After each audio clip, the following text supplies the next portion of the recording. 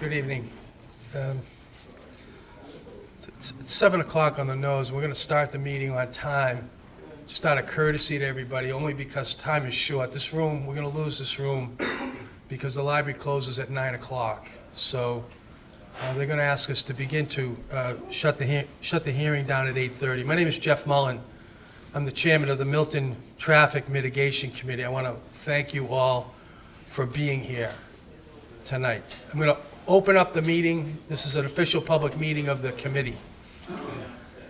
Purpose of the hearing is to let you know a little bit about what we're doing, what we've been asked to do, what we are doing, what our objectives are, and to listen to you about your concerns for traffic, about traffic in the town of Milton. The first thing I'd like to do is I'd like to ask the members of the committee to stand up and introduce themselves so that you all know who they are. Starting with Mike. I'm Mike Dennehy. I'm the town administrator. Nice to meet you all tonight. I'm Mike Zulis. I'm a member of the select board. Hi, I'm Tracy Dyke-Redmond. I'm just a resident, but I'm serving as secretary on the committee. My name is Dick Burke. I'm a representative of the Master Plan Implementation Committee. I'm Mark Albert, a lieutenant with the police department in charge of traffic and community services. Thank you. Now, the committee was formed by the Milton Select Board. I'd like to ask Select Member Michael Zulis to come up and make some remarks. Mike.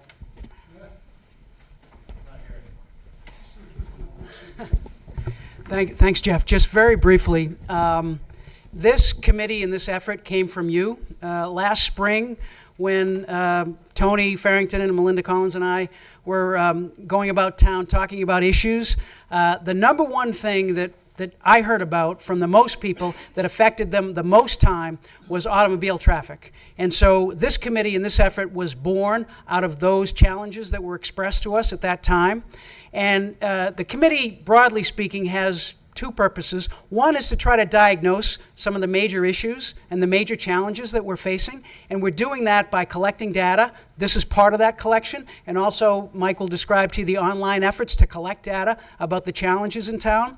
And then second, once we've identified or diagnosed a lot of the problems, our effort will be to try to propose solutions and to use technology and other means to try to come up with some solutions. Now, we recognize that there's no panacea. There's no way that we're going to fix all the problems magically. You know, to paraphrase a great basketball coach, you know, the 1975 automobile traffic counts are not going to be walking through that door anytime soon. But if we can improve a few things, if we can fix a few things with some common sense solutions, then it'll be worth the effort. So thank you all for coming out, and we look forward to hearing from you. Oh, sorry. Mike Dennehy. Did Jeff introduce himself? He's the chair of our committee. He didn't tell you that he's a former transportation secretary for the Commonwealth, so we welcome him and we really appreciate his efforts. And now Mike Dennehy will go through some of the efforts that the committee is going to be doing in the short term. Mike. Thank you, Selectman. Thank you, everyone. Again, I echo the select board members' thoughts and Secretary Mullen's thoughts. We have a very good group. I would be remiss if I didn't introduce Bill Clark, who is our representative from the planning board. Bill's been a longtime employee in the town and knows the ins and outs of the streets like none other in town. So again, we're here for the public information and listening session. This is the first of possibly 3 of these. We have been collecting some information. Here's the group again. Obviously, Mr. Clark's name is missing, but we meet every other week. This is the charge that was given to us by the Select Board when it was formed some months ago. Our charge, if I can read it to everyone, is to explore opportunities for lessening, mitigating, and calming the effects of automobile traffic on public ways located within the town of Milton. So we meet bi-weekly in Milton Town Hall. We tend to meet at 7 o'clock in the morning so as to beat the traffic, some of it. We have quarterly updates that we'll be presenting to my board, the first of which should come sometime in March. Again, this is the first of 3 public information and listening sessions. And then in December, what we're going to do is we're going to roll it into a report and submit that report to the Select Board with the hopes of coming up with some short-term, medium-term, and some long-term fixes. We understand that some of these things are larger ticket items and somewhat cost prohibitive, but we are essentially here tonight to listen to everyone and their concerns and what they see in their travels from day to day. So last Tuesday, we put the wiki map up. I can zoom in this for you. The address is up top. All this information is available on the town's website if you click on the traffic mitigation link on the main page. But the long and short of it is this information is up here to be collected by anyone that would like to submit it. To this point, about a week in, we ran a report at noontime today. I'd like to thank Howard Stein Hudson for putting this together for us. But as of noontime today, we had 148 distinct comments submitted by 68 users. About 2/3 of those were safety related, so it's broken into 3 different categories. The red one is safety related. The yellow ones are what we call congestion, and this is just an other category. So 66% of them that we've received so far are safety related. About a quarter of them are congestion related, and the remainder are other issues. So from that point, I'll turn it back over to Secretary Mullen, and we'll get into the meat and potatoes, which is hearing from everyone tonight. So I appreciate everyone's time tonight for coming out, and we're here to listen. We're going to document all this stuff and try to come to a couple of options for the town. Thank you, Mike. We remind people that this meeting is being videotaped for a presentation on Milton Cable News. It's also being audio taped for the record. So whatever you say will be on tape. We'll have a record of it. There's also people here who are taking notes for the purpose of confirming what happened tonight, and the results of the meeting will be reflected in our report. As Mike indicated, this is not this may be the first time, but it won't be the last time we'll be in front of you. So I want people to feel like they've got plenty of opportunities to speak to the committee, to tell us about your concerns about traffic and safety in Milton. Please go to the website and use the wiki. The way this is going to work tonight is we've got Jack Dennehy, who is going to be in charge of the microphone. And if anybody who would like to be heard by the committee, Jack will provide you with the microphone, and you speak in an area where the camera will be able to see you. It'll be right about there in the middle aisle. I'd like you to, if possible, restrict your remarks to not more than 3 minutes, please. That's out of respect for my sense that a lot of people want to be heard. And the other issue is, if you've heard your issue already raised, I'd ask you to defer your comment to perhaps discussing that on the wiki or making a brief remark. I think there is something to be said for example, if there is a lot of people concerned about traffic on Randolph Avenue, that's important for us to know. That's not an isolated one-person issue. So I don't want to say don't repeat people's comments. Just be respectful of other people's times. So the whole purpose of tonight is for us to hear from you. So with that, I'd like to open up the floor and ask if anybody would like to make their comments known to the board. They can just raise their hand, and Jack will provide you with the microphone.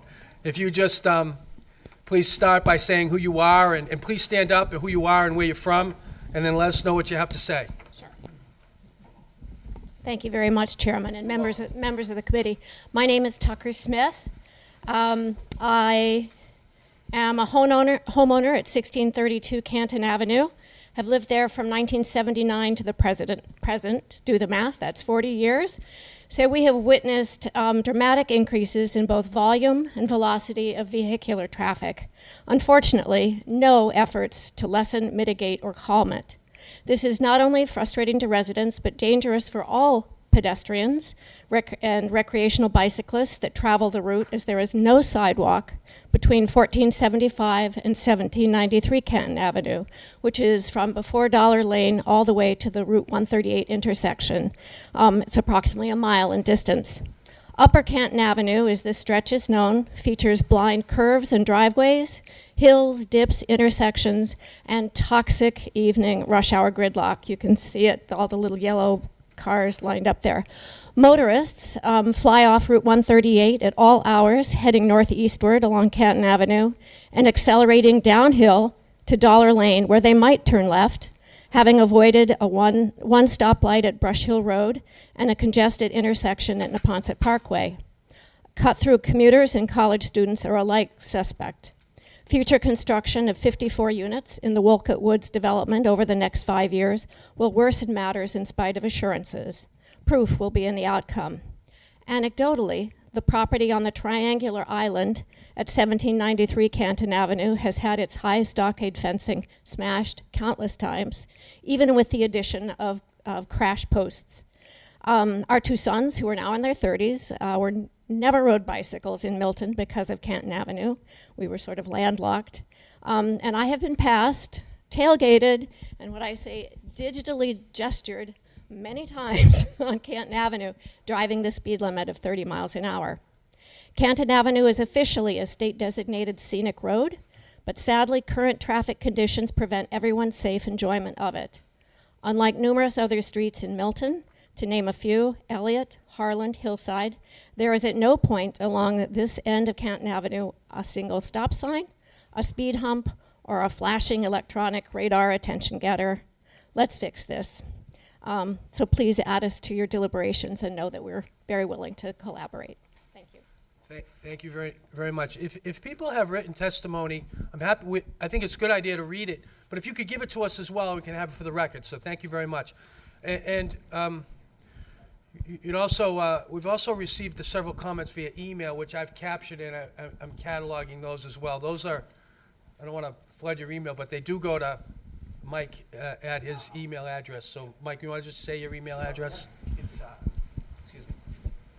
mdennehy@townofmilton.org, mdennehy@townofmilton.org. You'll see it on that traffic mitigation link when you get onto the town hall website.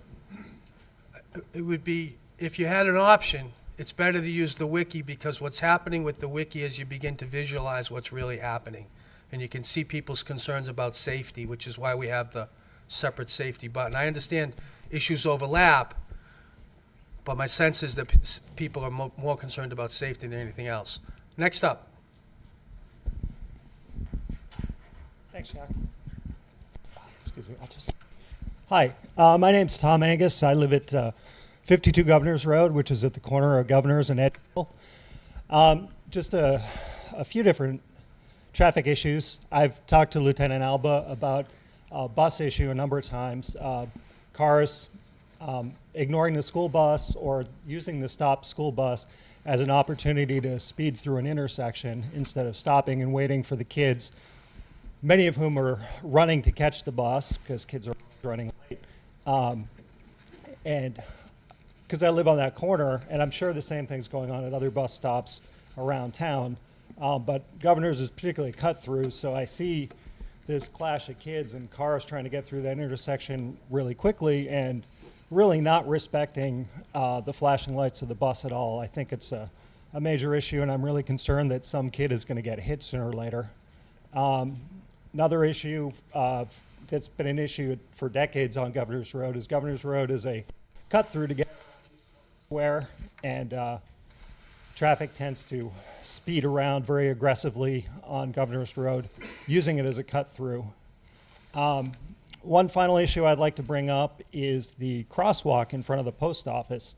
I don't know how many of you experienced this, but you press that button to get the walk signal, and because it doesn't change unless a pedestrian changes it, presses the button, that's the only time it goes red. Cars tend to ignore it. You press the button, they get a red light, you get a walk signal. Car after car after car sometimes will just drive right through that red light, and it can be very dangerous. So I want to give other people an opportunity to speak, but I just wanted to kind of highlight those few issues quickly. Thank you. Thank and you, I Tom. appreciate the efforts of the committee. And You're welcome. I met Jeff biking to work, so Oh, yeah, that's Yeah. right. Yeah, small world. Pretty Thank soon. Good weather's coming. So Tom reminded me that Fred Kibble also had sent an email to Mike Dennehy on similar issues, and he wanted to be recognized, so we'll do that for the record. Thank you. Fred, next. Yes, ma'am.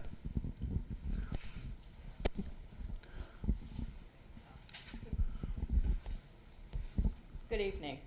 Vicki Hurwitz, 88 Wharf Street. We've brought up concerns through the MPIC meetings that we've had with the potential of zoning changes in the village and at the landing. But the traffic at Lower Adams and Wharf Street has many issues. We all know in the morning what it's like to get down Adams Street for the people going towards Boston. You can see the traffic some mornings all the way back to Fontbonne. And don't know what we can do there, but something needs to be done. It is very hard to get out of Wharf Street, especially between the hours of 7 in the morning and 9:30 in the morning and other times of day too. We do have some suggestions. It would be nice right at Wharf Street to put one of those do not block the box and ask people, if it's a red light at Elliott Street, there's no reason why they have to go all the way, across where Wharf Street is. That would give residents of Wharf Street a way to get out. It is very hard to see that there are 2 parking spots on Adams Street right before you hit Wharf Street as you're going down the hill. If you're trying to get out of Wharf Street, it is very hard to see around those cars. And apparently those spots were supposed to be taken away when 88 Wharf was being built, and they never were taken away. People constantly are making illegal U-turns. They come out of the Citizens Bank parking lot, they go up a little bit up the street, and then they U-turn at Wharf Street and come back around. We need signs that say, do not make U-turns here. And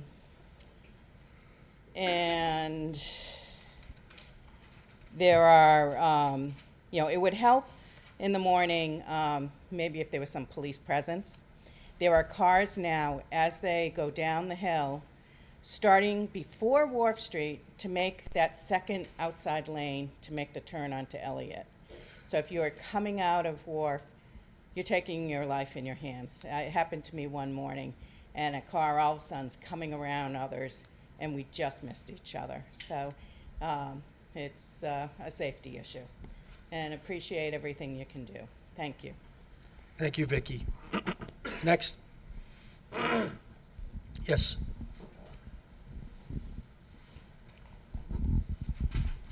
Mr. Walsh. Hi, my name is Brian Walsh. I live at 56 Pleasant Street.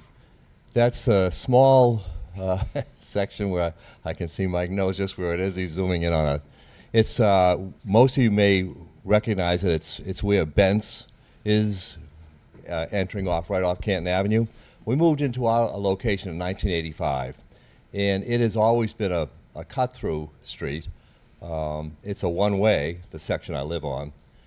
However, it was a cut-through street for residents of Milton for the first 20 years that we were there. I don't know how many more years it's been since it's been absolutely intolerable at times, but it's been many years, and I think there's no doubt that it's related to the advent of navigation systems, and specifically Waze, which a lot of systems depend on. And I have a belief that is not necessarily founded on any science, and may in fact look a little bit self-serving, and it is, that I think we should take actions to make it more difficult for out-of-towners to cut through. I don't know what the whole list of options could be, but in my little section of Pleasant Street, I remember as a child, it was a two-way street. And they stopped it from being a two-way street because it was like suicide trying to cut out onto cross Randolph Ave. Randolph Ave is a disaster in the morning going north, and it's a disaster in the evening going south. I believe if you break some of the chain of the people that are using this as a regular route for cut-through, it might help. And one of the ways, this is really personal benefit, I would love to see my street dead-ended. There's no reason why traffic can't go up. It's a very short distance up to a set of lights at Randolph Ave and go right, if in fact that's the way they want to go. But if you do that, there's no doubt that that's going to make it a lot more difficult for the cut-through traffic. And I suspect if they don't come through in the morning and look for another route, they'll probably stay with that and not necessarily come back in the evening. But that's just conjecture. But it is horrible. Another thing, and it has to do with enforcement, there's a no truck allowed sign as you enter my street. It's a joke. It's a farce. The trucks that come down there, it's unbelievable. And I'm either occasionally enforce it or take it down. And by the way, the Milton DPW uses it a lot, and I don't think they use it to make my life miserable, but they use it because coming out of their right on Randolph Ave to try to come out and go left in the morning with that traffic is practically impossible. They go right and then they cross over and come down Pleasant Street. I'd be fine with Milton DPW trucks, but all the buses, the cement trucks, it's just unbelievable. The tractor trailers that come down there. So, in summary, I think we have to do something to start mitigating the advantages everyone thinks they're getting using this as a cut-through. I even know people have told me that you can actually file police sightings and accident reports on ways, and that will all of a sudden pop up and it'll force people to take alternate routes. I've never done it. I didn't attempt to do it, though. But I don't know how far your committee is going to go, but looking at... Not as far as you would like it to go. From Yeah. your comments. But looking at making some roads one way, in my case, maybe dead-ending short roads that are cut-throughs, might have an impact long-term to stop through. Thank you for your time, and thank you for your I'm not going effort. to comment on every comment, but what Brian just laid out, a little bit of something we could spend a whole semester at MIT on some of the theories that are really weaving through his comments. I don't think there's any question that GPS is a primary cause of some of the issues that Milton faces. That has to be acknowledged. As for solutions for GPS, I don't know, but I think that's true. I think the second point is transportation and traffic is about supply and demand. There's only so much supply, and demand does seem to be getting greater. So for the benefits of living in a close-in suburb like Milton, traffic is a way of life. We have to acknowledge that as well. But that doesn't mean that you can't mitigate or certainly make it safer, which I think is a primary goal of ours. And the third is, I don't think anyone should apologize for being self-serving. Traffic concerns, by their nature, are self-serving. People don't care about transportation as a mode. They care about their commute. They care about how to get from point A to point B. So please don't apologize. That's why people come out, and it's all part of the civic discourse. So what we're really trying to do is look for commonalities and try to, when Brian has a concern, we find a solution that will also work for Mary and Ann and Joe. Thank you for your comments. Next. Yes. I'm Annetta McSweeney. Oh, yes, great. Okay, so already, fantastic. You can form a line if you'd like, maybe get a little bit quicker, but I go live ahead. in Blue Hills Parkway. I'm sorry, your first name? Annetta. Annetta, yeah. And if you think traffic is bad, it wakes me up at 4 o'clock in the morning, every morning. The cut-through traffic on through the Blue Hills and the Parkway is unbelievable. One thing that I've noticed driving through the town is truly the lack of speed limit signs. Also, the lack of pedestrian crossing signs. I think that these would certainly emphasize things. Also, we could do a better job on highlighting some of the things that are important to us. In Boston, they paint some of the bike lanes green so people pay attention. Also, difficult crosswalks are painted as well. And I think that this is something that we could perhaps try in different areas of the town. The other thing that I've noticed is the number of trucks that are driving through our small streets. 18-wheelers are going around because of the small stores, and they're fed by these large trucks. It's dangerous. They're going up and down the streets close to the Pear School, up and down the streets on the Parkway. We need to do something about this. Thank you. Thank you, Annetta. Next.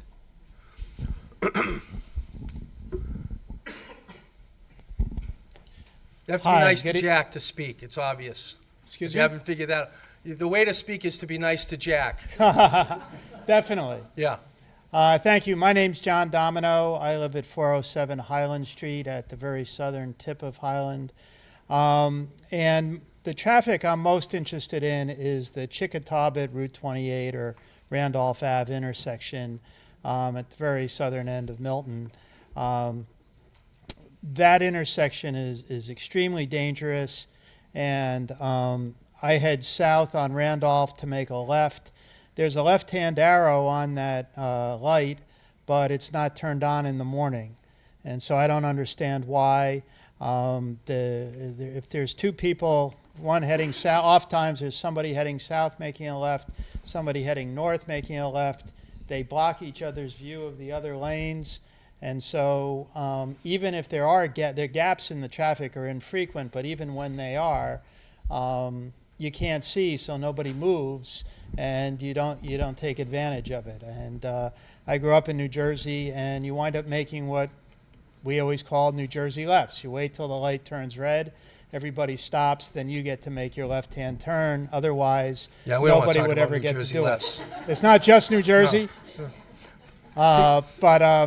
So, that from the record. and then when you're coming from Chickatawbit, especially coming from the east heading west to make a right, the road it seems like an extra 3 feet of widening would get you a turn lane there that would really help matters. Because again, any two people making a left can back up traffic for a mile on Chickatawbit. And it seems like small changes might lead to big results. Thank you. Thank you. Next. Thank you, John.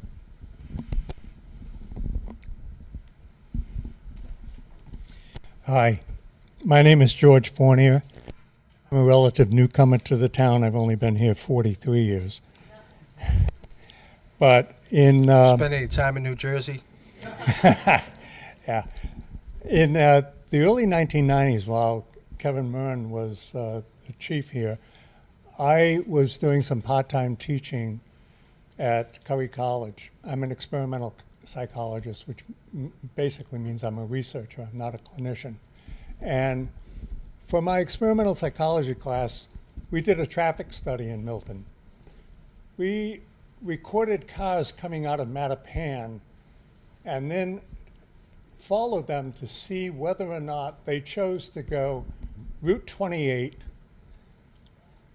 the Blue Hill Parkway, Route 138, or if they went on to 28, Thatcher Street. Yeah. One of the most surprising findings from that study is when we normalized for pavement, for the width of the road and everything, was that the biggest volume of traffic exiting between the hours of 3 and 5 o'clock in the evening, and this was done sampling, so it was representative, was Thatcher Street. At which point I had a meeting with Kevin and talked about those results. And as a result of that, we have a traffic light at the end of Thatcher Street and Canton Avenue.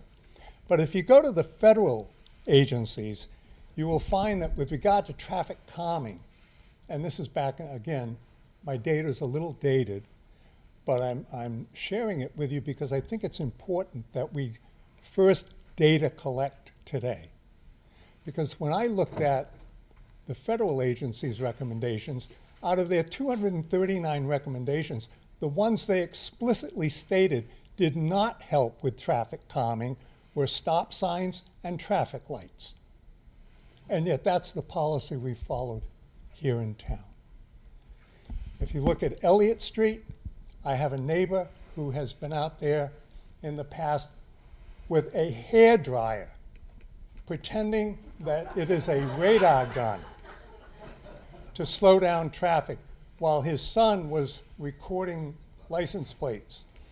As a result of that, we have 2 stop signs now on Elliott Street. A lot of oil spills where they are, and anybody who lives there will tell you you do not rely upon the stop sign to cross the street. So that's one point I want to make. The second point I want to make is, are we going to try and solve our problem as an insular, small town, or are we going to consider the larger picture? Recent data suggests that a 5% reduction in the volume of traffic is going to result in a 20% reduction in congestion. Toward that end, we should be promoting public transportation. Here in the west end of Milton, where I live off of Elliott Street on Waldo Road, we have public transportation readily available. I came home from one of my many trips abroad to discover signs, 2-hour parking. Nobody consulted my neighbors about that signage, and it seems to me that it was put up specifically to stop people from parking there and taking the trolley. Now we have to decide, are we going to be myopic and focus on our street? I agree all traffic is local, but if we take that approach, I think we're going to miss the opportunity to deal with the larger picture. We need to be helping people to take public transportation, not limiting them in their access to it. Thank you. I couldn't agree more. Well said. I mean, the committee has done outreach to the city of Boston, Department of Transportation at the state level, the city of Quincy. Quincy's driving a lot of traffic in East Milton, we know. So George, that's right on. And the trolley's been pretty reliable this winter, I have to say. I mean, they've upped their game on the Mattapan high-speed line, so the MBTA will come in and see us as well. Absolutely. And they've been terrific. So they're good points. If I could make one other point, too, is... You're about to minute 6 of your 3 minutes, but that's fine. It's very interesting. Just quickly, we have intersections at St. Mary's and Blue Hill Terrace. We have traffic lights at both those. If you pull up in a car, the light changes immediately, gives you the go-ahead. Yeah. That serves to disrupt and slow traffic on state highways. We have to ask ourselves the question, do we want our through traffic to be taking state highways or side streets? And if we want them on the state highways, then we have to facilitate their drive through Boston, through Milton Valley, not impeding them by changing the light every time one vehicle shows up at an intersection. Next. Oh. Yes. No. Hi. I'm Barbara Murphy, and I live in Fuller Village. And I've lived in Canton, and I've lived in Stoughton. Still do a lot of things in both towns, and very often at night. And especially in the winter, I've noticed the last couple of years, and I've loved to make a request, coming back at night from those towns. I take classes out there. On a dark, rainy night, when you're coming back down 138 and you pass Trailside Museum, then you go on to Canton Ave to cross over, continue on Canton Ave. You can't see those lines at all anymore. You know you're going there. But if it's a dark, rainy night, it would be a matter of painting some lines. And once you get on Canton Ave, then we have the beautiful lineage and crossing and everything. So I don't know if there's going to be work done there and you're waiting for widening a road. I don't know. I didn't know about that. But in the meantime, I'm wondering if right after the trail side and even up a little further, if some of the yellow and white lines could be repainted. So that's my request. Thank you, Barbara. I should clarify in terms of managing expectations of the work of the committee. The select board gave us a charge. They did not give us a budget. So I don't know the answer to your question. I think it's a good one. Yeah, Bill. Oh. Oh, is Jack retired? Okay. Well, Homework comes first. thank you, Jack. I'm Jay Thorold, lifelong resident of Milton, about 55 years, and I live on Ridgewood Road. And to me, the whole problem is that Milton's a victim of its own success, because 95 was supposed to go through Milton, through West Roxbury, and Milton politicians and Boston politicians blocked that road from going through. And now, with Waze and Google Maps, Milton, it's no longer a secret how to get through Milton. Everybody knows how to do it.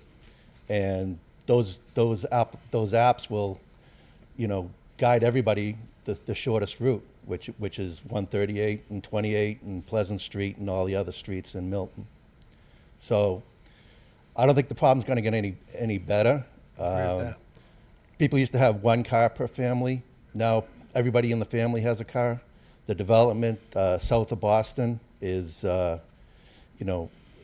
exponentially. So the problem's here to stay. And putting in a traffic light or a one-way street or something like that, is like putting Band-Aid on cancer. It's not going to work. So you have to look at, bigger solutions. Looking back at that project of extending 95. Well, that's not coming back. No. Well, No. well, it depends The on how Southwest Expressway is dead. I'm sorry. bad. I mean, you can go from Miami to Maine, I get it. and Milton is the only part you can't go I through. understand. So you're going to have to live with this. I know. We're not going to debate the merits of the Southwest Expressway. I appreciate the history. I think it is important, but It's not the expressway. It's 95. that was the Southwest Expressway. Yeah. Yeah. So The expressway is at maximum capacity now. well, I know. The traffic, Boston is the worst traffic in the country. It just got named that. Right. So Yeah. it is what it is. Either we're going to have to live with it or we're going to have to look for bigger solutions. Fair enough. Thank you.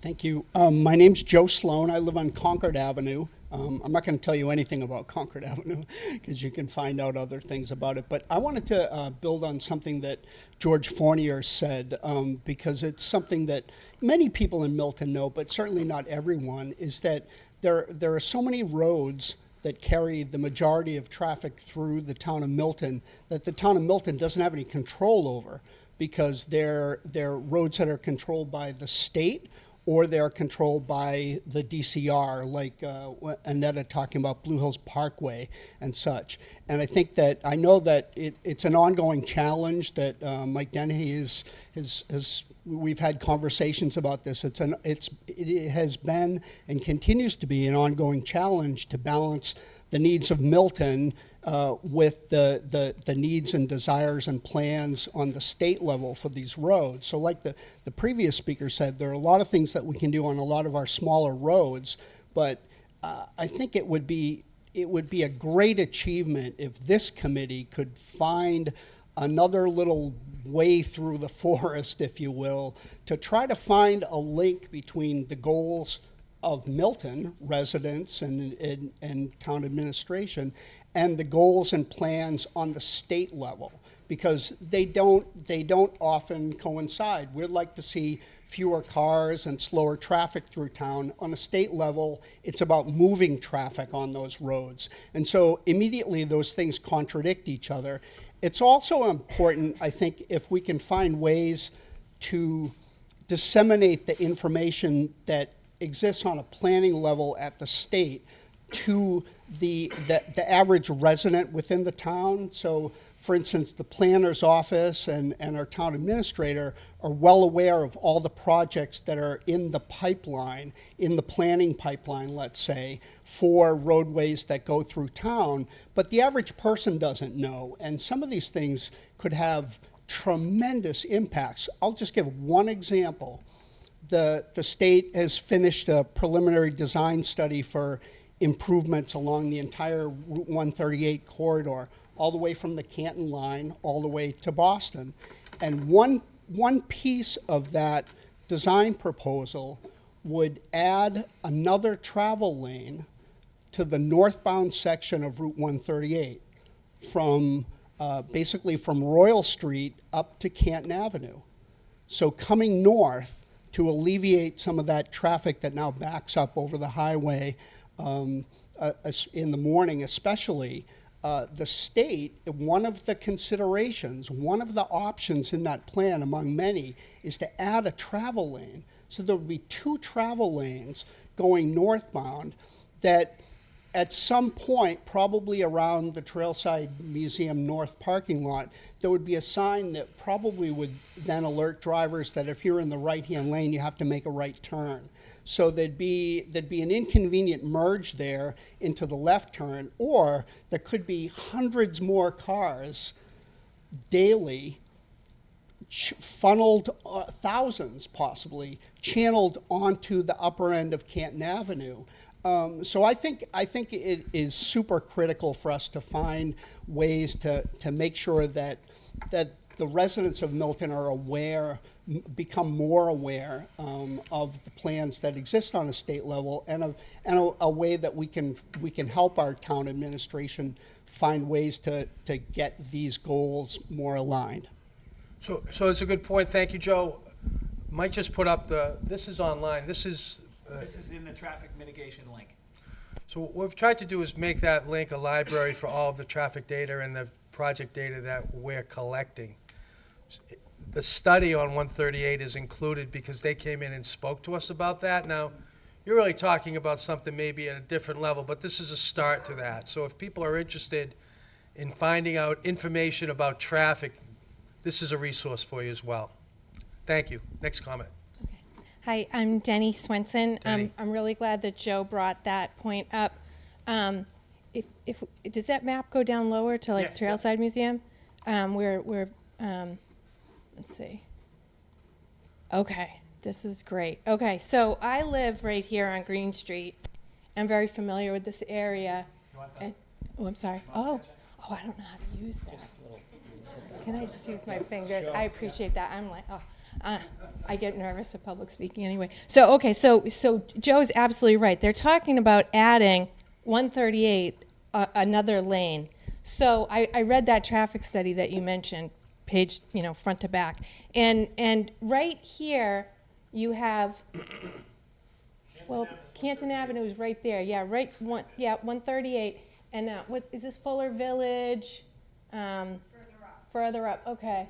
Oh yeah, okay. So you have Thatcher Nursery. You have the Trailside down here. They're talking about adding another lane, and this is really good that we're talking about this now because we might be able to steer this as a town if we all pull together on this. If they add another lane off of that highway, we're talking about thousands of cars. And this Brush Hill Road intersection, something like 30,000 vehicles on that at peak hours of the day. And so this little turn right here is very dangerous. And you have Thatcher Montessori, you have Fuller Village, you have all these neighborhoods, and you have our Milton Master Plan, which is asking for pedestrian access and bicycle access to the Blue Hills. And you just can't get there. You're taking your life in your hand if you try to cross 138. So I'm glad that DOT is looking at this, but it really seems like DOT might be more interested in getting traffic off of the highway on into here and right into our town. And what I would like to see instead of a new lane is a pedestrian lane, a bicycle lane, and even like protected with a little bit of a green buffer so that our residents can get from Fuller Village and Canton Avenue and all these neighborhoods and beyond and get into the Blue Hills. And that's something that I know is town-wide, because I know during the master plan implementation process, they were, everybody was all for that. So I'd be interested to know about the public process in letting that DOT know our wishes. Because there is a chance here to win, and there's also a chance here for our town to lose. So we don't want that to happen. Thank you, Denny. Thank you.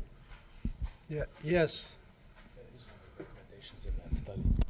To do the pedestrian path? Yeah. If you move the map down. It just so doesn't. we can It's not the get same up since to Jack left. Dollar Lane. It doesn't show as much here, but this is a very dangerous curve coming up here. people have come down the hill, coming off of 138, taking Canton Ave as their cut through, and they forget that they need to slow down on this area here that is basically a beautiful old stone wall that's been there for generations. And I did a little count yesterday, and I went out, and there are 6 portions of that beautiful stone wall that have been impacted and ruined by previous accidents. People just running into it because they're too fast. Thank you. Next. Good evening. My name's Jim Hayes. I live on Randolph Avenue between Brook Road and Adams Street, almost across from the terminus of School Street. A thought came to me as we were talking about expanding here. I'm thinking of the quote from The Field of Dreams, "Build it and they will come." I think that's the problem that's going to happen. The real issue here is quality of life. I mean, it's an umbrella issue for not only Milton, but the people who live around Milton. They want to get to work fast. They want to get home fast. And we're in the middle. And they're not going to be receptive to anything we do or suggest because it's going to impede their quality of life. On Randolph Avenue, there's a red light at Brook Road, and beginning at 5 o'clock in the morning, when that light turns green on Randolph Avenue, because everyone who takes it knows it's a straight shot all the way up to Adams Street, it's like a Le Mans automobile race start. It just races up the hill. And since it's a hill, they're accelerating. The noise is deafening. And it's not just automobiles. I noticed a lot of your charts had automobile traffic. It's tractor-trailer trucks, it's box trucks, it's concrete mixers. It's every kind of truck in the world that when they come up that slope, buses, school buses, they grind the gears up. It just makes noise horrible. Now, outside St. Michael's Church, there is a traffic light that blinks. Since that's been up, and I go out in the morning, and I stand there and look to my right, I have never seen a car go by that light isn't blinking. It shines, they see it. It doesn't deter them one bit. It just goes on all the time. And the earlier speaker about the house at the Triangle out of Canton Avenue that had the fence taken down, the fence in front of my house has been taken down 4 times. And it's always because with people now with waves are taking a left-hand turn on School Street to avoid the gridlock at Adams Street. And they're going to try to cut down to Canton Ave or Central Ave. When they stop, the people who are coming up Randolph Ave do not have the courtesy to stop. They swing right to go around them, go onto the shoulder. If it's been wet or snowy, the wheel gets pulled right out of their hands, they go through the fence. Happens too often. So it's really, I think, in my opinion, and I want to credit Lieutenant Alba because he worked with me one time, some time back, is to get more enforcement. I think the only way people who are cutting through Milton are going to learn not to do it, or to do it in a way that's courteous, is if they get ticketed and pay a fine. That's the best way people react to this kind of a situation. They have to pay for it. Otherwise, it's not going to change. It's going to get worse and worse and worse. It's been demonstrated. There's nothing that we can do that changes that. So I would like to say enforcement. I talked to Chance Berkeley, I think, at the DPW. He said that light in front of St. Michael's, every time it blinks, it feeds them data. So they know how frequently the cars are speeding. And he says it's all the time, every day, just on weekends also. It's not just weekday. So the data's there. We know what people are doing. How do you stop them? Thanks. Thank you. I just realized that a member of the select board is here, Kathleen Conlon. Do you want to say, make a comment, or just thank you for being here? I just want to follow up on Mr. Hayes. I live directly across the street. Your name, sir? David Godine, School Street. But I'm right in the corner of Randolph and School, and what Jim says is absolutely true. Because of GPS now, people come up Randolph, and instead of heading into the hell, which is the intersection of Adams and Randolph, they take the left onto School, and then they take a right, obviously, onto Canton to get there. So School's really become a thoroughfare. I counted, when we first moved there in 1970, there were 62 cars that went past the house between 8 o'clock and 9 o'clock. I went out last Tuesday morning and I counted them. There were 436 cars that made that turn. And that's the change. I'm sure I'm not alone in this. I'm sure everybody in town is experiencing the same thing. And it's GPS telling them, if you want to get to that intersection, it's faster and probably easier to make the left-hand turn in School. And I think the only thing I resent is we look at Hutchinson, and Hutchinson is now one way from 7 to 9 p.m. So there's no way for people to take that right-hand turn to get to Adams Street. They have to keep going on Adams right into the non-intersection with Adams Street. So you have a problem ahead of you. I don't have any solutions, but That's all right. yeah, it's gotten a lot worse. Sorry, we don't have. I just want to check that data. So, you're saying that when you moved into your house, on. Okay, you actually made a count. I wrote it down. And do you have that? Do you still have that in writing? Yeah.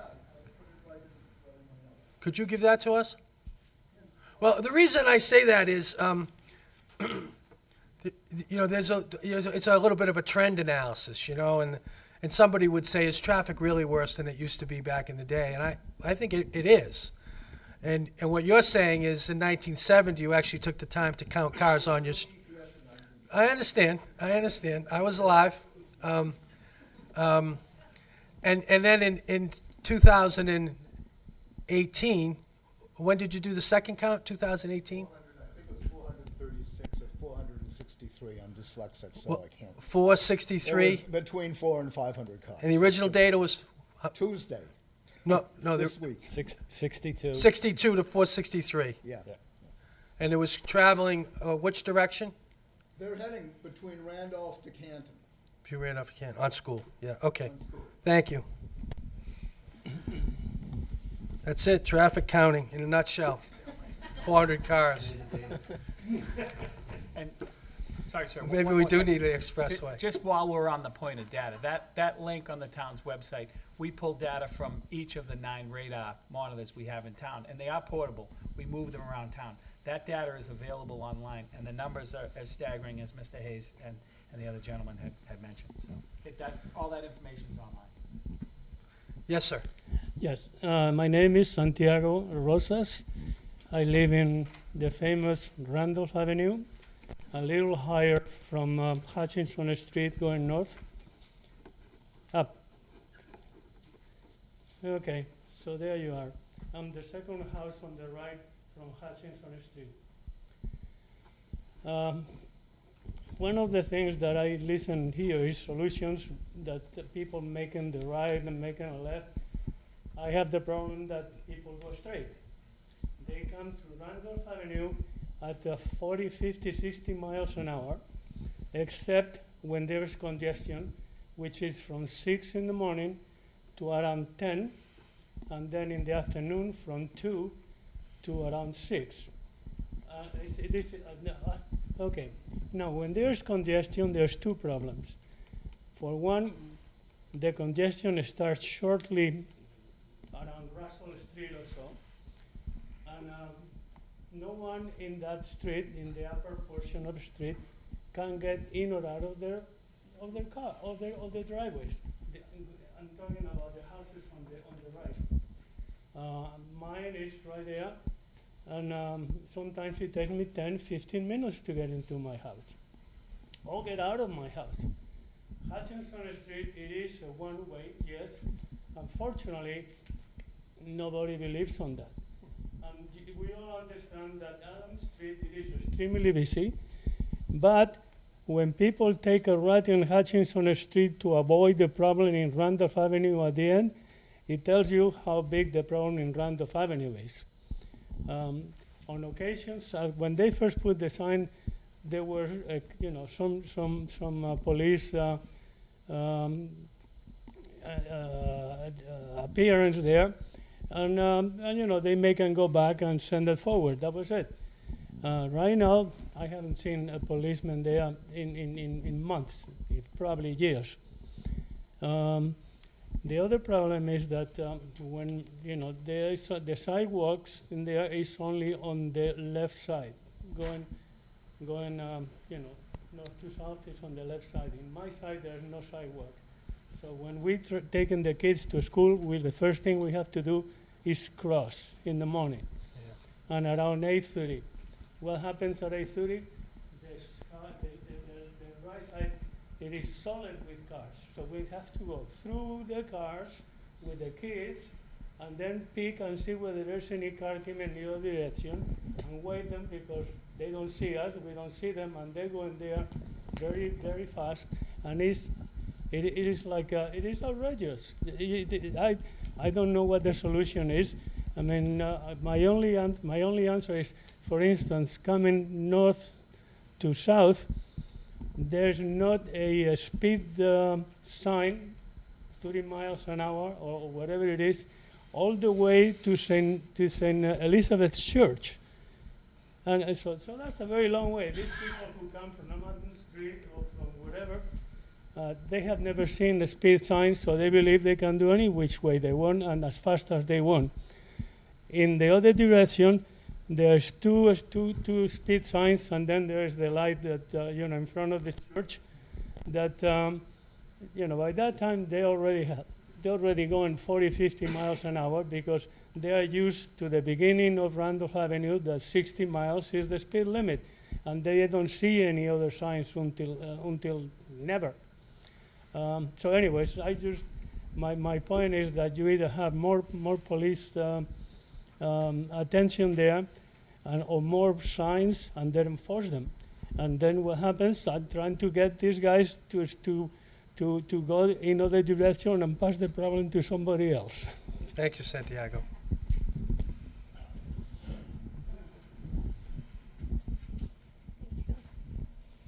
Hi, Jessica Costantino from Belcher Circle.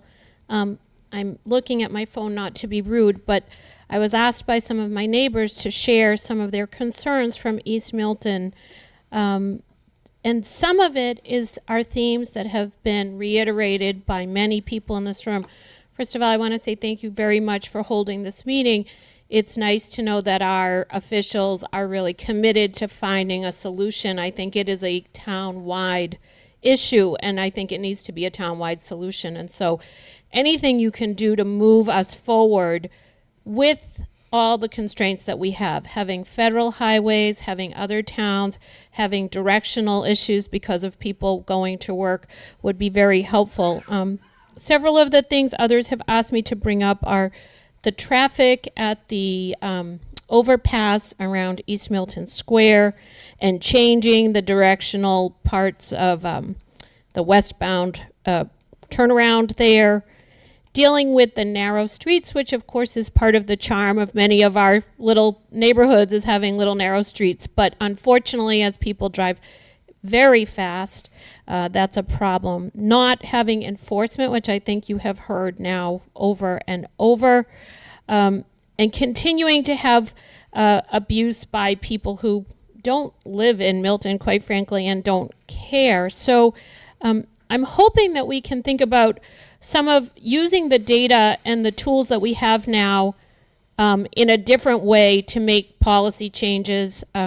Things like pan zoom cameras, having signaling equipment that is based on other data sources, thinking about congestion pricing. I know that's a big, a big issue for people, and that can cause a lot of controversy. But as you're thinking about these issues, if you can think about them from a holistic standpoint and incorporate that this is not going to change unless we take a town-wide approach, it would be very helpful. So thank you. Thank you very much. I know we have Jessica. one more on this side. Then Let I'm me going just over acknowledge, sorry, Bill, Select Board Member Farrington just walked in. Thank you for being here. Appreciate that. Yeah, yes. Good evening. My name is Peggy Chow. Peggy. Live on Brook Road and Randolph, very close to the intersection for the past 33 plus years. So our experience Just across from personally Middle Academy recently there? on Brook Road. Yeah, okay. Yeah. Yeah. So personally, most recent is between my husband and I, from West Squanton Street going down toward Milton. I think because of traffic, because of speed, Yeah, we got rear-end once. My husband got rear-end at that one time. I myself stopped at in front of a post office because of red lights for the pedestrian, and I got rear-ended. And then the other place is at the hillside, and then the Houghton's Pond. And a lot of people run through the stoplights. And then my husband get run into it again. So I think what I'm trying to say is that safety is my concern. And then you know how many traffic accidents happen in Brook Road and the Randolph intersection. Result from that, I think our front yard, huge pine tree got run down. And now, right now, what I'm doing is I always facing outside if I'm doing gardening, because I don't want it to, have a surprise. Because the pedestrian, a lot of traffic's being increased for the family taking the student to school, to the and then the other thing is Milton Academy. Kids after school, a lot of sports. People tend to, go jaywalking across a Brook Road. With the speed, I think it's a safety concern. So the other thing I was wondering, whether it's legal. I know everybody goes to Milton is trying to go to work and trying to go home, but I wasn't sure if it's legal have some sort of a, what do you call it? Like a monitor, just take a picture, just like when you go through the turnpike. If you don't have the fast pass, they bill you. So in Taiwan, it doesn't matter. You can drive your speed. So yeah. I have the same experience. People hyping me, people hunk me, people trying to give me, hand gestures says move, and I'm on the 30 miles, speed zone. So I was wondering whether it's possible that can just give a ticket and then increase some funding for Milton. Yeah, Easy Pass does have that. They also have a statute that permits them to do that. So there's some safety and privacy issues there. Next. Good evening, Diane DiTullio Agostino, former Milton Select person. And if we can expand the map, having run for office many, many years since 1982, when my car was intentionally hit on Randolph Ave because the person behind me got mad that I was taking a left, way up near Randolph was my area. But I just want to first look at the overall map because I think I know I have walked the whole town, which is pretty dangerous. It's just a nightmare to be a pedestrian or someone on a bike. I'll never forget walking into Cunningham Elementary School. It had just opened, and I heard a sound that I would never want to hear. A person crossing the street was hit. And what bothers me is it's often the parents rushing. You have to be honest here. They're making illegal U-turns. So since this is televised, I hope any parent watching will consider they're not supposed to make illegal U-turns there. It's very unsafe. It's a sound you never want to hear, and you certainly would never want it to happen to a child. I, too, am using the phone, so I make sure I make all the points that I have actually been gathering information, and I'll share it with you through Facebook pages. People have made posts or made suggestions. I mean, everyone thinks we should just do speed bumps. That doesn't work. Another time with the Chickatawbit issue, we were going up Randolph Ave to go to a funeral, and I just closed my eyes. I wasn't driving the car, and sure enough, someone came right over Chickatawbit and rammed into the family car behind the hearse. It's just, I have actually witnessed on Randolph Ave at the end of Ridgewood Road, a doctor cut a person's body open to try to revive the heart. I believe that was a Boston police officer who died that day. I have been to so many accidents along the stretch of Randolph Ave that we had coined the phrase, it is Suicide Alley, between Chickatawbit and St. Elizabeth's.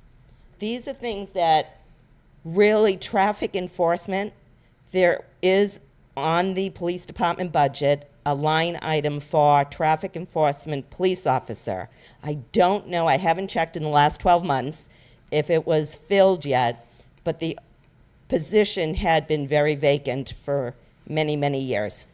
Enforcement is number one, because you can put all the signs up that you want that say 25 miles an hour in this town, and it's not going to make a difference if we're not ticketing them. So my little peninsula, if we can head to the end of Randolph Ave, where's Ridgewood Road? There's Heather. There we are. Okay. So from Ridgewood Road all the way up to Eager Road and these homes here, we're a little peninsula in Milton. We have no option to go anywhere from our homes except onto Randolph Ave. And I know it's a state road, but if we don't address Randolph Ave from the top all the way down to Lower Mills, then we're not going to improve anything on the little side streets, because the most recent incident we had with the ways, because you know Randolph Ave backs up all the way to St. Elizabeth's, depending on the weather, was the cars start coming up Ridgewood because it's the widest road. They're doing 60 miles an hour, and that's not an exaggeration. So I've asked for police detail every so often to try to clock some of them. And one day walking, one car actually passed another car while doing 60 on a side street. So just imagine yourself at your house, you're walking down the street and cars are passing each other. The enforcement for the cut-throughs, passing cars, the empty police car at the bottom of Ridgewood Road worked. The new street sign is working, which is what the neighbors had requested. There's a sign, everyone's probably seen it, please slow down, and it will register what your speed limit is. But we have old police cars, and I know someone made an issue of, oh, we shouldn't use old police cars, but it worked, because no one knew when there was going to be a police officer in it. Speed limit signage. When the last death that happened on Randolph Ave, I immediately called the state, because I went out and counted. Most of the signs weren't even on Randolph Ave for anyone to know that the speed limit's supposed to be 45. Everyone does 60 to 65, it seems, but they did come right out within a few weeks and put more signs up. So if you see a sign that's missing on your own neighborhood, report it, because the DPW has been great. And that's one of the other questions. Will your committee, whatever you do get that has to do with the state road, any notices you get on pothole signage, that you're going to immediately submit it to the state? I don't know Can about we get a immediately. commitment from my little neighborhood that has no There's option but to go there? volunteers here. We'll certainly let them know. Yeah. Immediately, I don't know, I can't commit to immediately. Okay, so road maintenance is a big thing. The potholes, if people are doing high speeds, these potholes are very dangerous. I'd also like to point out, a few years ago, the Commission on Disability, of which a member, a commissioner, and a chair, a lot of residents came and they mentioned that they're not blind, but they have an impaired sight. So the lines along Canton Ave on the side of the road helps them know where to stay on the road. And so those are very important, not to be forgotten whenever you're looking, if there's been a project and they haven't gone back up yet, because Canton Ave, it was a delay before the lines went back up there. I'm not going to get this word out. Standardized signage. How many times do you go into an intersection, you're stopped, and the no turn on red sign is actually behind you somewhere?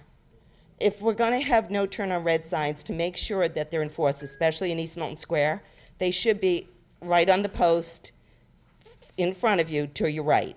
The place I'm thinking is when you go down to the Shell station. I know there was one put there, but I haven't seen it recently. So to help the pedestrian signage, because the pedestrians that I know are very concerned with getting hit. East Milton streetlights, they're broken. We have to stop the politics. Somebody has to let that deck area and those streetlights get fixed, because it delays the fire department, the police department, and everyone else from getting from one end of town to the other. Randolph Ave, when there is an emergency, I haven't seen it except on my stretch. Fire, police, ambulances, you can be sitting at St. Elizabeth's to take a left onto Randolph Ave, and you've got 2 lanes of cars sitting there. So you can't see the police, the ambulances from Randolph are coming straight at you on the opposite side of the road. it's only a matter of time before there's a serious incident. I mean, they have to do it because it's an emergency. I'm going to have to cut you short. We got a lot of people to this talk. is my last item. Okay, get you. But I am representing those Appreciate that. individuals Just- that can't come from the commission. Last item is smart911.com. I have to do this PA announcement. The town of Milton pays for it. Please register your families so that if you are in a car accident and the police have your cell phone, they will be able to contact a family member. That's Thank you very much. smart911.com. Thank you. Next, this gentleman over here, Bill, has been patiently waiting. I think he was the first person here tonight. Thank you. My name is Stephen O'Keel. I live on Churchill Street in the western part of Milton. It's a street that runs between Blue Hills Parkway and 138 or Blue Hill Ave. I'd actually like to point out a couple of things, and it's sort of related to unintended consequences.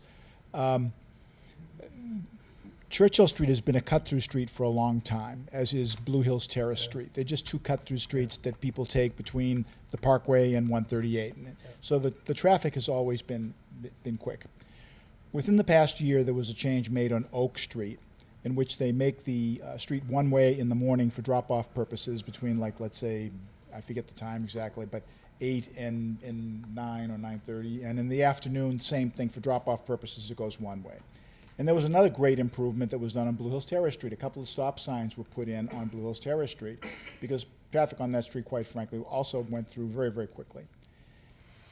The unintended consequence for Churchill Street has been that there are more cars, at least it seems to me, going down Churchill Street at this point, and they're going down quite quickly. How many went down there in 1970? Do you know? I didn't. I'd have to look back, although I've lived there since a little 1983. So I'm actually quite pleased with some of the improvements, is what I would like to say, that have occurred with the stop signs on Blue Hills Terrace Street and on Oak Street. But in considering those improvements, I would just like to suggest that there be a bigger a look at the impact that it's going to have on a number of the different streets in the area in terms of other traffic. And a solution on Churchill Street, for instance, would be putting a stop sign part of the way down Churchill Street at the corner of the Lothrop and Churchill. It's a blind turn. When people shoot down the street very, very fast, they can't see what's coming the last part of the street as they get down to 138. A simple stop sign there, in conjunction with the improvements that were made on the other streets, would be a big help. So, just my point is looking at it in terms of the bigger picture as opposed to more of a piecemeal approach. Thank you. Thank you. Next. Hi, I'm Roxanne Musto. I live on Milton Street on the west side of town. So a couple of things with that. We're getting a ton of cut-through traffic, more and more every day, but a lot of truck traffic. And there are truck signs at the top of the street and at the bottom of the street. Part of the issue is on Route 138. The trucks are allowed on the Parkway, but unfortunately the signage for having the trucks turn or alerting them to Neponset Valley Parkway is actually somewhat past Neponset Valley Parkway. So they miss it, and then Waze tells them to come down Milton Street. So that's a real problem. I think that if they put the sign earlier and said all trucks must take this turn, that would be helpful, because I think that's a big thing. We're seeing a lot of trucks. My neighbor who recently moved in called me before this meeting and said yesterday morning he was awoken at 6 a.m. by a tractor trailer going down.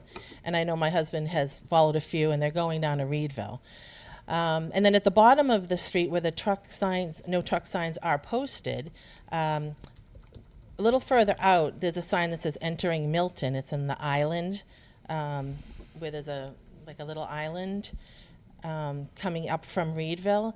There's an entering Milton sign. And perhaps if they posted no trucks there, that would go towards one section of Brush Hill and Milton Street, that would be helpful, because once the trucks are by there, they have no choice.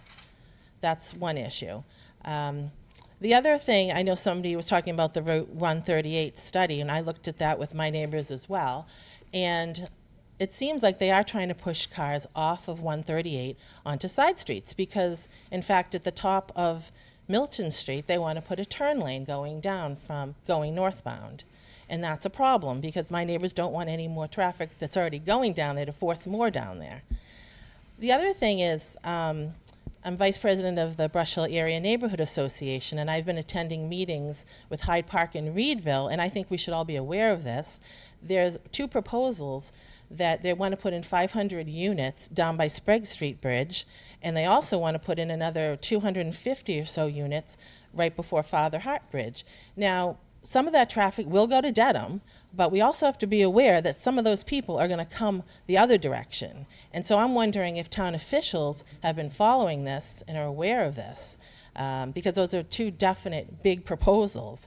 And the talk is if they get one proposal in, they may get the second one, and then who knows what else will be coming in. So that would have an impact on our town, and I think people need to be aware of that.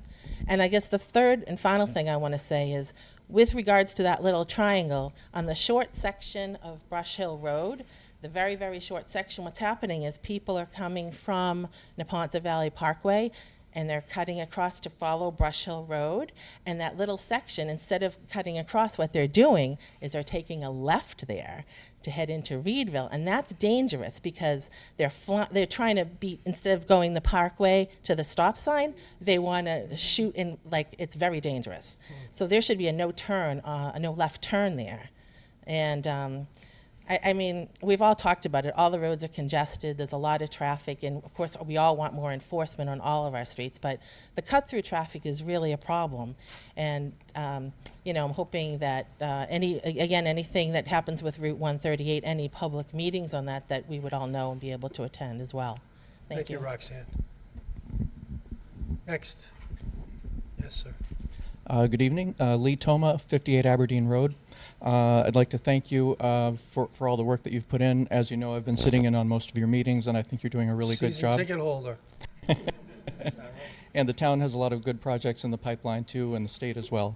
I don't specifically want to talk about any one issue. I've got lots and lots of comments, which I'll post online.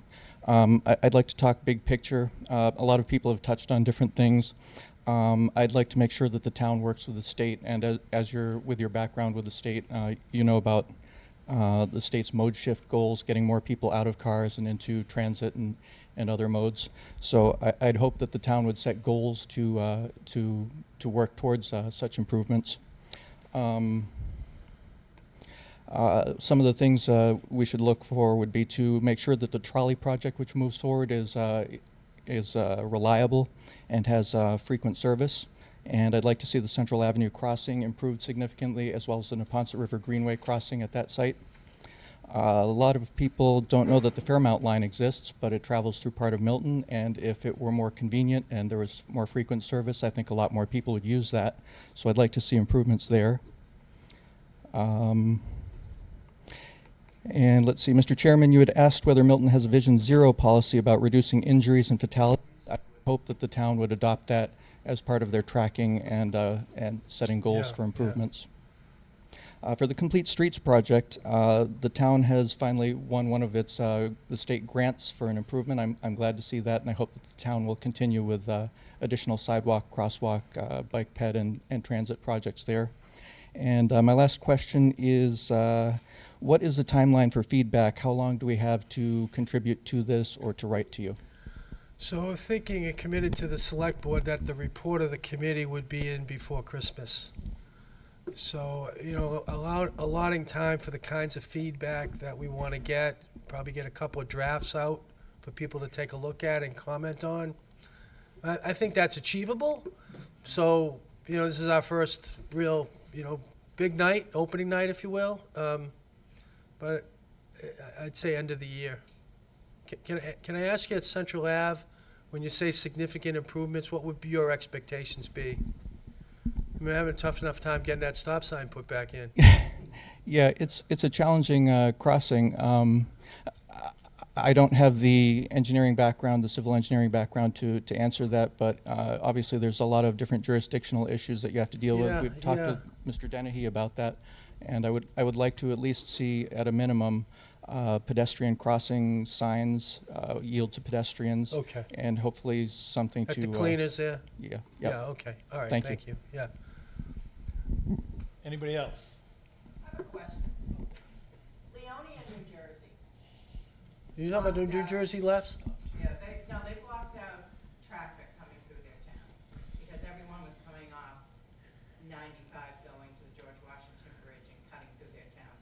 Yeah. was having them do that. Do you know if that's still in effect? They were ticketing people, you had to have a sticker to say you were a town resident. Yeah, you know, I don't, And they were ticketing $200 for people who were cutting through their towns. And this was about a year and a half ago. I wonder if it's still in existence. What's that?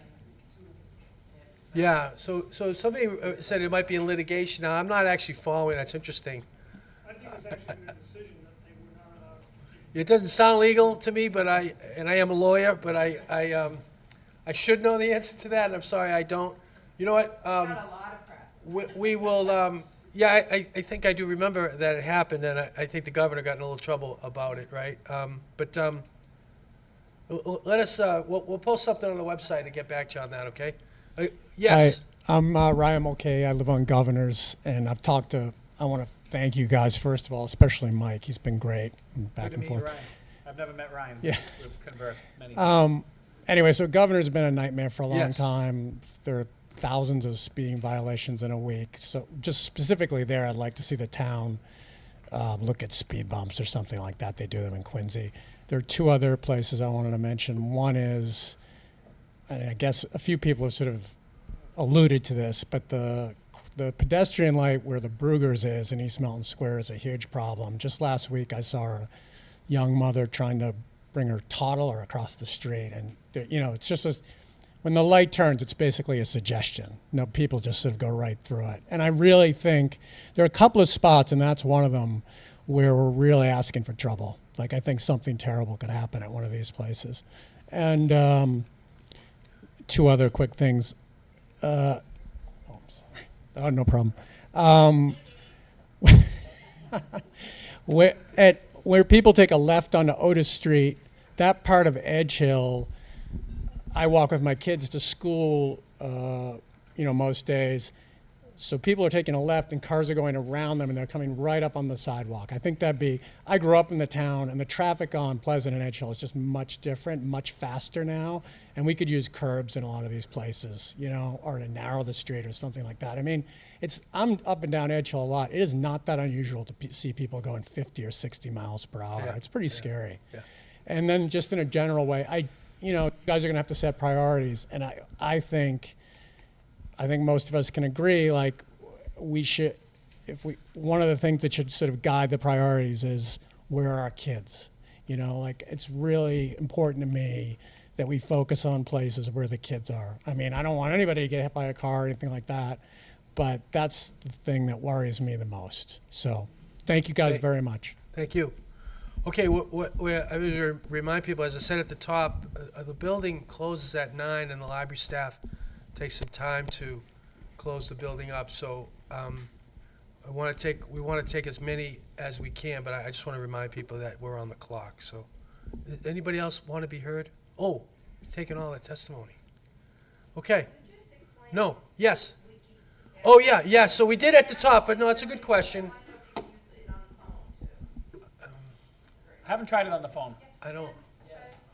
Okay. All right, we have the expert here. So do you want to just go through it, Mike? a little bit? Sure, yeah, so it is posted on the town's website. Again, for those of you that came in a little bit later, it was posted it started on the 20th. As you can see, we have, and I don't want to repeat myself for those that are in here, but we have basically 3 categories. The yellow one is congestion, the red one is safety, and the green one is other. So if you find a point on the map that you choose to specifically speak about, we can back up a little bit and talk to Mr. Walsh's point here on Short Pleasant, and he would drop a safety or I doubt it's congestion. It can be congestion sometimes, but just drop a pin in there. You click the Add Points button, and you can go from there. All this information is being collected and sorted. Howard Stein Hudson ran a report for us today, and the committee is going to use this on a bi-weekly basis to work through everything that we, all the information that we received tonight. If we don't see a point on the map, we will add one. Mike, if somebody has trouble with the map, what can they do? Sure. They can email me, which is, I believe Jennifer said, is on the last page of the presentation. There's my email address. That's the link to the wiki map if you want to take a picture of it with your phone. But Or you can call me at Town Hall, 617-898-4845, and we can walk you through it. Send me emails and we'll add this information ourselves if you want. It's anonymous. A lot of times people are afraid to use these applications because they think they'll be picked on. As the secretary said to Mr. Walsh, you know, it's all, you don't have to feel bad about complaining about your commute and your traffic flow, so. So I actually, if I could, just a really quick follow-up. I didn't think of it coming in here tonight, but the tremendous discussion. The woman with the orange scarf over there, I thought her idea was, you know, I don't know if it was treated seriously, but it's brilliant. Most of the problems we have could probably be fixed if we had proper enforcement. We've heard about no truck signs that are being ignored, stop signs being ignored, lights being ignored, and speed limits being ignored. I don't know what the investment is. We certainly don't have enough police officers to spread around town. I don't know what the investment is, but to put electronic surveillance things that are snapping pictures is, you know, could go a long way to help us in a lot of the problems around town. There's some legal issues with that, but I don't want to maybe appreciate that, but you know, we should be careful about what we I don't want to go down too many roads that we can't go down. Let me thank everybody for being here, first of all, and promise you that we will be back, like Arnold Schwarzenegger said. We'll be back at a time when we'll have something a little bit more for you to look at. Secondly, I'd like to urge everybody to use the town's website. I know that not everybody is technologically savvy as others, but we're trying to make it a library. So, for example, if you haven't, I'd be very interested in the Curry College study that you did. I'm fascinated by that conversation, and I think a lot of this is about psychology and how people behave, and you really need to understand that. So to the extent that people have data that they want to share with the committee, know that we want to share it with the town. So if you give it to us, we're going to put it on the website, including emails and everything. This is going to be a very transparent and very public process. Thirdly, one word I didn't hear tonight is a bus. And you know, we don't really leverage, as a community, we don't leverage the MBTA bus very well. And I'm very interested in mode share because transportation is a lot like economics in terms of supply and demand. The lion's share of the comments we heard tonight are about safety. I'm not surprised about that. But the select board also asked us to look at causation and mitigating overall volume. Now, that's a tall order, but in order to do that, we really need to understand what the causation is, what's really driving this, and try to adopt practices that will shift demand and will drive different mode shares. So that's pedestrian, bicycle, buses, transit, trolley. We're fortunate that we've got the trolley, and I think the Fairmont line is an excellent suggestion. You know, they just opened a new station at Mattapan Square, not far from Mattapan Square, next to Simcoe. So. Overall, the point is that it's not any one solution that's going to move the needle. It's a combination of all of these. And the last thing I want to say is some of these things don't cost very much, but some of them cost a lot. The expressway will cost hundreds of millions of dollars.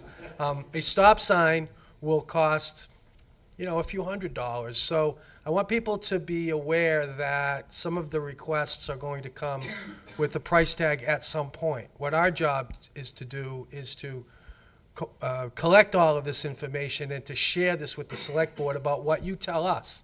What we observe, of course, and what the professionals with whom we're working tell us, but we really want to hear from you. So for the millions of people watching at home and for the 150 or so people here, I want to thank everybody and encourage you to participate in the process. I think the outcome will be much better if we do. So thank you very much for coming.